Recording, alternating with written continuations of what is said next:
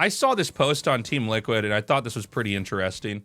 This is a post from Jinjin. He actually does some great translation videos, guides that pros do, or statements they're making about the scene, or just entertaining stories. So you can check his YouTube out. It's pretty good. It's Jinjin 5000. I was looking at Team Liquid the other day, and I saw this, and I thought this was kind of an interesting post that I actually had a lot of thoughts on. So we're going to go over what's stated here, and I'm gonna give my own input for this. It says, it's kind of a chicken or egg, sorry, the title is SC2 in Korea, content problem or doomed at the start, or probably from the start. It's kind of a chicken and egg problem, but I've wondered for a while after watching both StarCraft 2, StarCraft 2 and Brood War. Was StarCraft 2 truly doomed from the start in Korea, or was it just a lack of content creation that exacerbated and led to the current state? TY claimed that his StarCraft 2 streaming is doubtful due to lack of streamers to stream with. TY's retirement and reason for not going to StarCraft 2 streaming really reflects on the StarCraft 2 streaming scene in Korea. Did lack of content creation lead and perpetuate to the dwindling popularity of StarCraft 2 in Korea? Would the SC2 scene in Korea at least be way more vibrant had StarCraft 2 pros gotten together to create content just like Brood War did after the Pro League collapse? If you compare Brood War to StarCraft 2 after their respective Pro League collapses, the situation mirrors very similarly here, but with one big difference. Brood War streamers adapted and embraced streaming and content creation while StarCraft 2 pros did not. Before I go any further, just in case you didn't know, TY just played his games in ASL.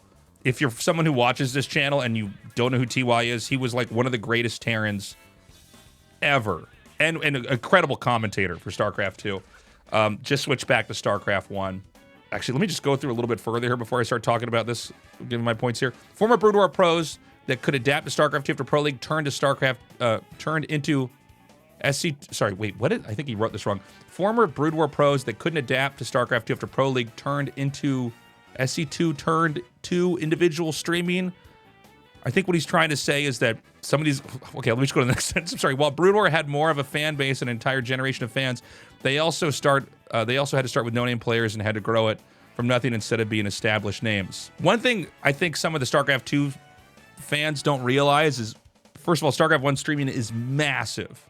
On primetime Korea hours, StarCraft 1 is like, at times, the most viewed game in Korea. Still. League of Legends is big, PUBG is big. But what they've done is they all watch each other's streams, play against each other constantly, have these money matches that the community supports, where they duke it out. And a lot of times they're all on Discord together. And so what you have, I mean, the industry term is cross-pollination. So you see this guy, you know, maybe you're a fan of this player, but now you see him streaming with somebody else, then that grows their viewership. When ASL's on, all the pro players watch on their stream. This is why you'll see whenever there's big esports events, community figures get the right to watch that stream on their stream, because you can stack all those numbers together and get better sponsorship numbers. You know, StarCraft 2 players, they're all kind of like lone wolves. The ones that do stream, by the way. A lot of StarCraft 2 pros don't really stream. Like, I've seen Cyril on, but he's not like regularly streaming. Maru, I used to stream for like 1 hour a month, I think because of sponsorship requirements. Hero Marine streams pretty regularly, but like a lot of the pros don't stream. And a lot of the StarCraft 2 pros either, like, I don't think Dark streams at all. I don't think, did Rogue stream when he played? I don't believe he did either. So there was a big lack of that kind of content. But one of the reasons why that's the case is that there's way more prize money in StarCraft 2, which I think a lot of StarCraft 1 fans don't realize. You literally don't have to stream. Now, I think it's smarter to stream. Even me as a caster now, I'm streaming while still casting. It's just a great way to diversify your income and try new things. But the reality is, like, if you're a StarCraft 2 pro, you can just live off prize pool money. Whereas StarCraft 1 collapsed so massively that it almost forced players to stream. Even, like, as an example, the pandemic hitting all over the world, I lost 60% of my income because I used to make most of my money doing overseas events. And once that happened, I realized, okay, I'm not traveling. Nobody's traveling right now. These tournaments are canceled. So I started streaming a little bit more quickly than I was planning to. I was going to get into it anyways. I think the collapse of all the StarCraft 1 pro leagues and, lack of teams kind of forced everybody into being a free agent. And the result of that is that it created a really healthy environment for StarCraft 1 where the players are much more stable. Nobody needs to rely on a sponsor and be in a team house. But at the same time, the prize pool is still much lower. You also have to stream as a StarCraft 1 pro if you want to make an income. Let me get a little bit further along here, and then I'll expand on this, and I'll answer your guys' questions if you want. StarCraft 2 had the formula of success laid out to them through Brood War's past. Brood War's content creation cycle focused around group content and chemistry led to pros at a skill level and viewership to earn a living and have an active fan base. This allowed carving out a niche at all skill levels viewers and leading to more varied and an active scene.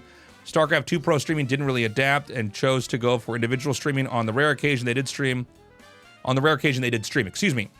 Without the said content creation and something watchable going on, the Korea SC2 scene just dwindled and withered away, especially YouTube content-wise. But it's not like SC2 didn't have successful personalities to become a successful streamer. Rain and MC both started out with streaming SC2 and at the start, but moved on after a few weeks. And they went on to become successful personality and variety streamers, as well as established Brood War streamers afterwards. So Rain became a massive streamer. MC, I don't know. He doesn't stream anymore, but I think he's still in the coaching for League of Legends, and that pays very well. So I think it's a matter of what you want to do, how you want to make an income. Sulky also went to Brood War despite having more of a career in StarCraft 2. Deer and SOS also went with Brood War streaming after SC2 briefly with StarCraft University. Were these choices done to the relatively barren streaming environment StarCraft 2 offered? How many other players chose differently due to this reason? So one problem, well, I don't know if it's a problem, it's just like a feature of Korean streaming, is that StarCraft 1 is so big. If you stream that, your numbers just go up.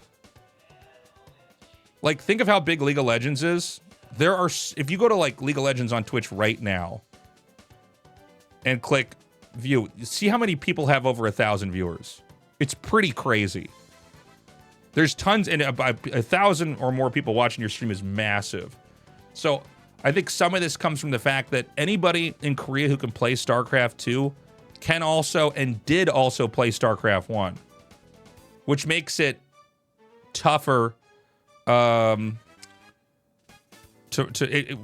you start to stream, you start to realize it's so important to get a certain amount of viewers to kind of build your presence in the space. You can make money off subs and ad revenue, but a lot of money also comes from sponsorships, and they only care about your numbers. It's why anybody who's not multi-streaming is insane, because you just get so much better viewership. Another thing to keep in mind as well is that like all the StarCraft 2 streamers that do stream, they stream on Twitch because it's a foreign audience, and foreigners are just not on a Freaka TV. And I don't know that they ever will be. Whereas everybody outside of Korea, besides maybe China, because China has their own streaming platforms. I think they got like 3 or 4 that are pretty big. Also, you got to factor in that Twitch is pulling out of Korea. I can still stream on Twitch, but just so you have the DL on that, you can't hook your Korean bank account up to Twitch. You can't get paid into a Korean bank account to Twitch. So you can't sub if you're a fan. You can't get paid if you're a streamer. Now, you could use an international bank account. We'll see if other players catch on and do that.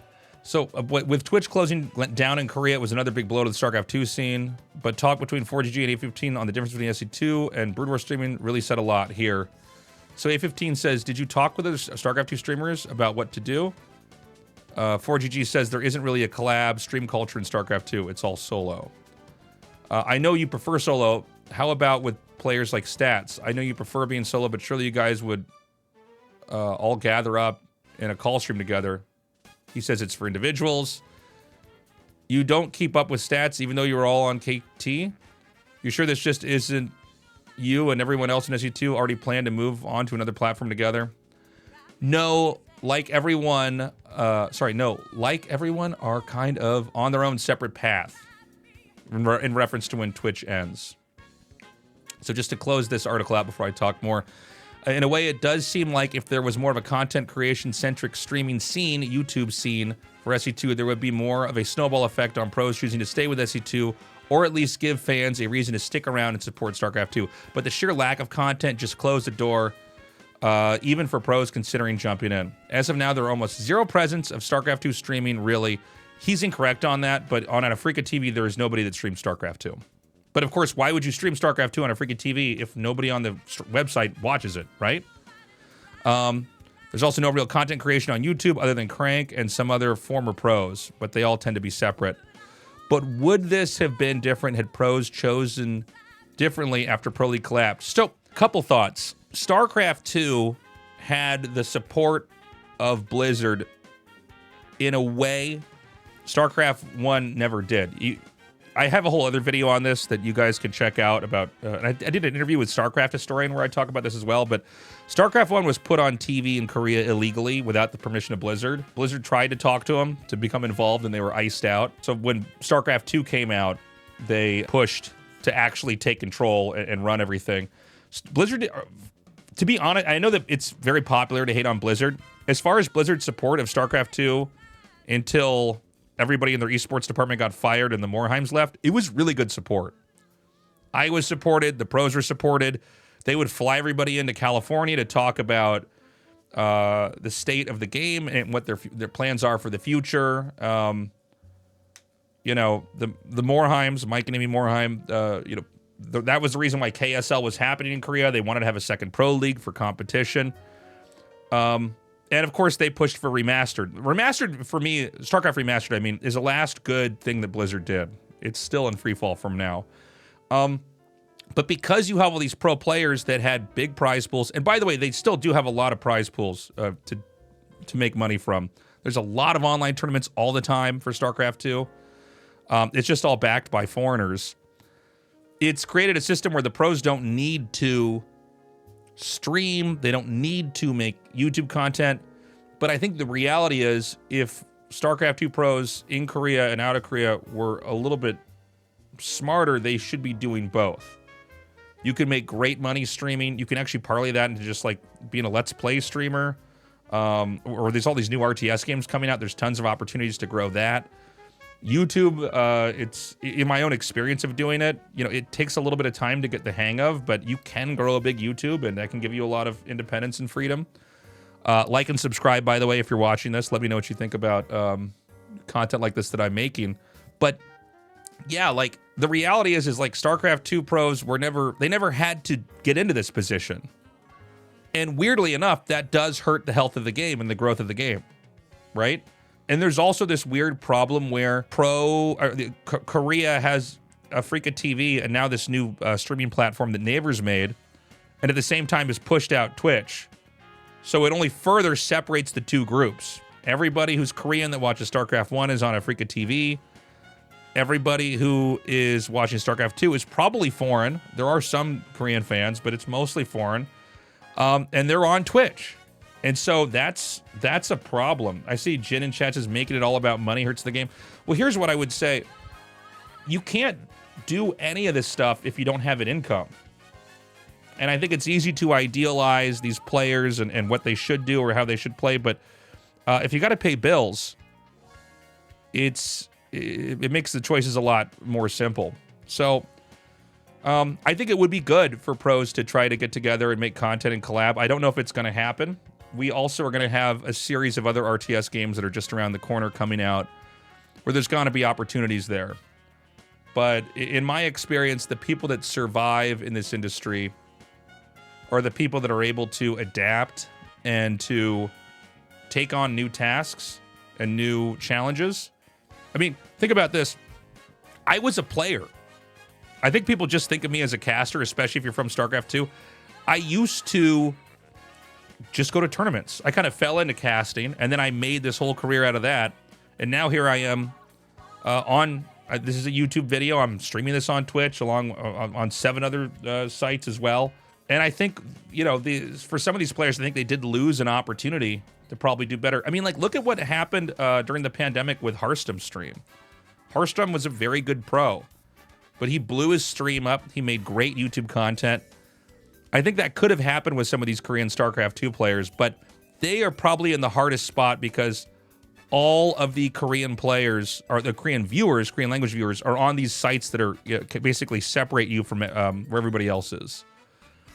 Now, that being said, I mean, ESL is continuing to support StarCraft 2. We just had a new patch coming out here. GSL continues to go on. So, you know, we're going to have the Esports World Cup. That was the biggest prize pool ever for StarCraft 2. It was insane. So, you know, StarCraft 2 lacking a Korean content scene is unfortunate. It is big enough and supported enough internationally that it's fine. But I think, you know, when I read this, I do think it's also just kind of a tale of, you know, this is such an obscure niche job and a whole, whether you're casting or streaming or playing in tournaments, it's always good to try to figure out several ways to make an income and try to grow yourself. And who knows, maybe if there was a bunch of great content that was made in Korea with StarCraft 2, maybe it would have a bigger fan base. But that's where we're at. Anyways, I really appreciated this post here from Jinjin. If you like this kind of content, let me know. We've got this Tasteocious shirt. You can get that at my merch shop, tastelessthreads.com. Thank you so much for joining me for this video. Have a good day, and hope to see you in the next video I release. Bye-bye.